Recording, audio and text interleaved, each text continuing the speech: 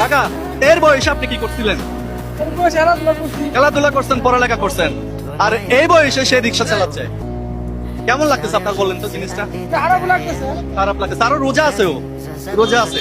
আর একে আমার খুব ভালো লাগছে আসলে, এর সততায় আমি মুগ্ধ হয়েছি। ঠিক আছে, তোমাদের পরিবারের মেম্বার কয়জন আছে?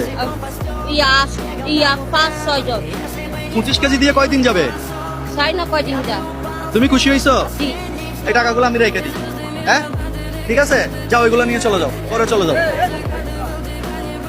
এই মন থেকে দিছো এগুলো আমাকে? এদিকে আও, এদিকে আও। এগুলো মন থেকে দিছো? মন থেকে দিছো? হ্যাঁ, তো তুমি কাঁদতেছো কেন? এই যে ক্যামেরার দিকে তাকাও, এখানে ভিডিও আছে, তুমি কাঁদতেছো আমি কান্দি না। সত্যি? আচ্ছা ধরো, এগুলো নাও, চলে যাও, চলে যাও, পকেটে ঢুকাও, পকেটে ঢুকাও। তুমি এখন এগুলা বাসায় দিয়ে আসবা, কেমন? আর ইফতার করে পরে আর শরীরে ভালো লাগলে বের হবা, না হলে আর বের হইও না, ঠিক আছে? ওকে ওকে, ঠিক আছে, চলে যাও। হ্যাঁ, খুশি হয়েছো? জি আঙ্কেল। সত্যি খুশি হয়েছো? হ্যাঁ, যাও, টান দাও, টান দাও, টান দাও, টান দাও।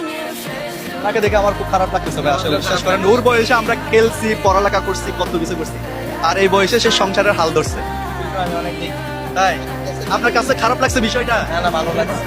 আমার আসলে অনেক খারাপ লাগছে। আমরা সব সময় বলি যে আমাদের এই মানবতার গল্পগুলো যদি আপনাদের ভালো লাগে একটা শেয়ার করে দিবেন, বাট এটা কেন জানি আজকে বলতে ইচ্ছা হচ্ছে না। বিশ্বাস করেন, ওকে দেখে আমার শৈশবের কথা মনে পড়ে গেছে। ওর বয়সে আমি পড়ালেখা করছি, খেলাধুলা করছি, কত কত স্বপ্ন দেখছি, আর এই বয়সে এসে সে তার স্বপ্নগুলাকে